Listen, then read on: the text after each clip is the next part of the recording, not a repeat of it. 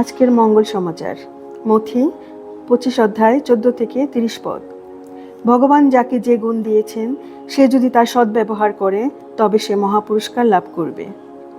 যিশু একদিন নিজের ভাবী পুনরাগমনের সম্বন্ধে শিষ্যদের কাছে এই কথা বললেন, শোনো, ব্যাপারটা যেন এই রকম, যেন একটি লোক বিদেশ যাবে, যাত্রা করার সময়ে তার কর্মচারীদের ডেকে সে তার সম্পত্তির ভার তাদের হাতে তুলে দিল।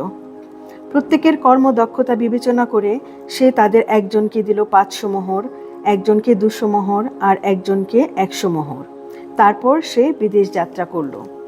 যে 500 মোহর পেয়েছিল সে তখনই গিয়ে তা ব্যবসায় খাটালো এবং তাতে আরও 500 মোহর লাভ করল। তেমনিভাবে যে 200 মোহর পেয়েছিল সে আরও 200 মোহর লাভ করল। কিন্তু যে 100 মোহর পেয়েছিল সে গিয়ে মাটিতে একটা গর্ত খুঁড়ল আর সেখানে মনিবের সেই টাকাটা লুকিয়ে রাখল। বহুদিন পরে তাদের মনিব ফিরে এলো। সে তাদের কাছ থেকে হিসেব নিতে বসল।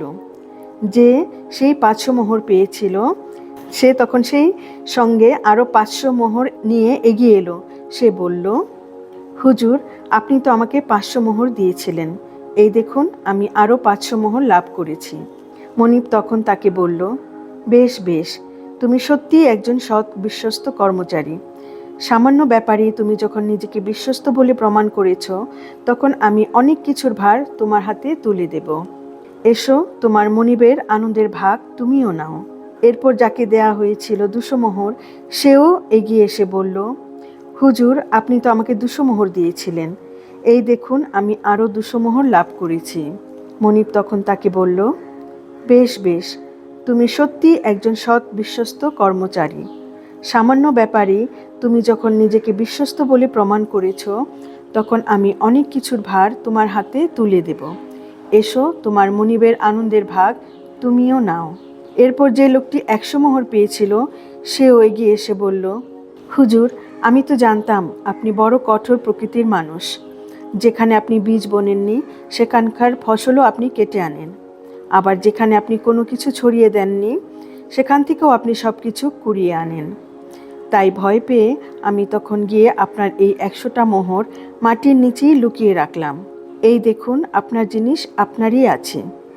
উত্তরে মনিব বলল, কি পাজি কুড়ে কর্মচারী তুই নাকি জানতিস যে আমি যেখানে বীজ বুনিনি সেখানকার ফসলও কেটে আনি, আর যেখানে কোনো কিছু ছড়িয়ে দেইনি সেখান থেকেও আমি সব কিছু কুড়িয়ে আনি।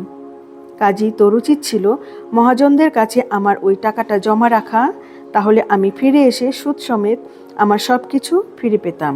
কই, তোমরা ওর কাছ থেকে ওই মোহরগুলি নিয়ে নাও, আর যার 1000 মোহর আছে তাকেই দিয়ে দাও, কারণ যাদের কিছু আছে তাদের প্রত্যেককেই আরও বেশি দেওয়া হবে, তাদের সম্পদ উপচেই পড়বে। আর যার কিছুই নেই, তার যেটুকু আছে তাও তার কাছ থেকে কেড়ে নেওয়াই হবে। ওই অকেজো লোকটাকে তোমরা বাইরের অন্ধকারেই ফেলে দাও, সেখানে শোনা যাবে শুধু কান্না আর দাঁত ঘষাঘষি। প্রভুর মঙ্গল সমাচার।